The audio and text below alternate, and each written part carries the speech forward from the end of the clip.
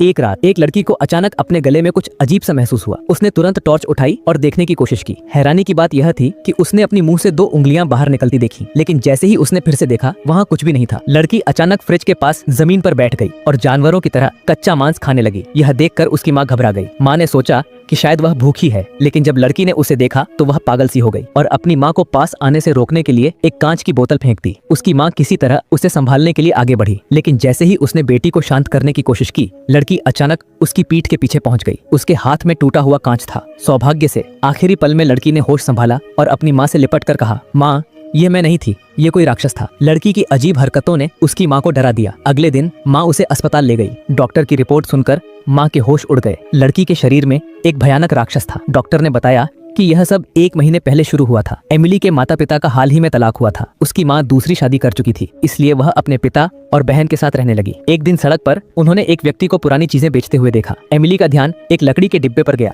वह डिब्बा उसे बहुत आकर्षक लगा, लेकिन जब वह उसे घर ले जाने लगी तो एक बूढ़ी औरत जिसके पूरे शरीर पर पट्टियां बंधी थीं, उसे रोकते हुए चिल्लाया, यह डिब्बा मत लो। पता चला कि वह डिब्बा उसी बूढ़ी औरत का था, लेकिन एमिली ने उसकी बात नहीं मानी। उसे नहीं पता था कि उस डिब्बे के अंदर एक खौफनाक राज छिपा हुआ था। एमिली ने वह डिब्बा अपने घर ले लिया। उसने उसे ध्यान से देखा, लेकिन उस पर एक रहस्यमय पैटर्न के अलावा कुछ खास नहीं था। उस रात एमिली डिब्बे को और करीब से देखने लगी। इस बार उसने गलती से उसमें छुपा हुआ स्विच चालू कर दिया। डिब्बा धीरे धीरे खुला। उसमें केवल कुछ सूखे कीड़े, एक पुरानी अंगूठी और कुछ छोटे खिलौने जैसे सामान थे। एमिली को जिज्ञासा हुई और उसने वह अंगूठी पहन ली। फिर उसने डिब्बे को अपने पास रखा और सो गई। लेकिन उसे यह नहीं पता था कि उस लकड़ी के डिब्बे का शैतान अब उसके ऊपर हावी होने लगा है। अगले दिन उसके पिता ने उसे नाश्ते के लिए बुलाया, लेकिन एमिली डिब्बे को घूरते हुए बैठी थी। उसके पिता को लगा कि कुछ अजीब है, लेकिन जब उन्होंने उसे देखा तो वह सामान्य लग रही थी। नाश्ते के दौरान एमिली फिर से अजीब हरकतें करने लगी। उसकी आंखें स्थिर थीं और वह बार बार एक ही चीज कर रही थी। उसके पिता ने उसे रोकने की कोशिश की, लेकिन अचानक एमिली ने चाकू उठाया और अपने पिता के हाथ पर हमला कर दिया। हालांकि जल्द ही उसने खुद को काबू में कर लिया।